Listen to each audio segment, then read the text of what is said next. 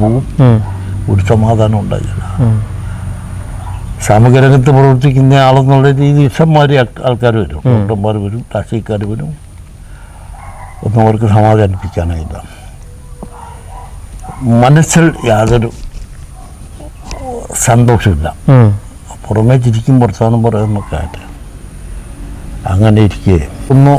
അപ്പോൾ പ്ലാത്തറ എത്തിയപ്പം എനിക്ക് തോന്നിയതാ തളിപ്പുറം പോലെ ഒന്ന് പോകാം, ബുക്ക്സ്റ്റാളിൽ പോയി കുറച്ച് പുസ്തകങ്ങൾ വാങ്ങിക്കാം എന്ന് വിചാരിച്ച് തളിപ്പുറം പോയി. തളിപ്പുറം ടൗണിലെ സ്ഥലം ശരിയല്ല.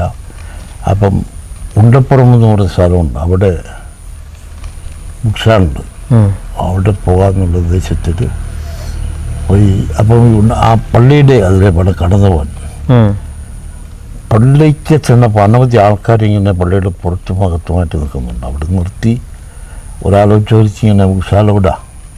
മുസ്ലിം പള്ളിയാണ്. മുസ്ലിം പള്ളിയാണ്. അപ്പോൾ അവിടെ പ്രസംഗം കേൾക്കാം. അപ്പം ഞാൻ പറഞ്ഞിങ്ങനെ ബുക്ക്സ്റ്റാളിൽ പോകണം. ബുക്ക്സ്റ്റാളിൻ്റെ ആൾ ഞാനാണ്. കുറച്ച് കഴിഞ്ഞ് വരാൻ സ്വാമി കൂടെ ഇറങ്ങുമെന്ന് ചോദിച്ചു എന്നോടേ. പുടുങ്ങനെ ഞാൻ പറഞ്ഞു പോയി ഇറങ്ങാമെന്ന് പറഞ്ഞു.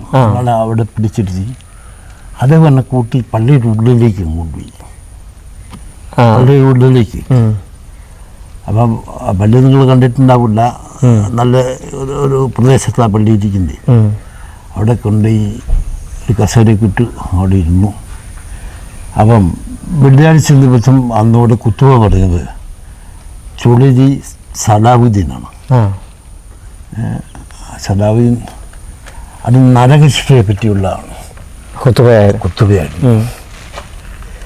അപ്പോൾ ചങ്ങലക്കിടുന്ന ആ ഭാഗങ്ങളൊക്കെ പറഞ്ഞത് കെട്ടുകഴിഞ്ഞപ്പോൾ എനിക്കെൻ്റെ മനസ്സിലേക്ക് തോന്നിപ്പോയി, ഞാൻ നരകത്തിൻ്റെ പടുകൂടി ആണല്ലോ ഇരിക്കുന്നത്. മനസ്സുകൊണ്ട് വളരെ വിഷമിച്ചു.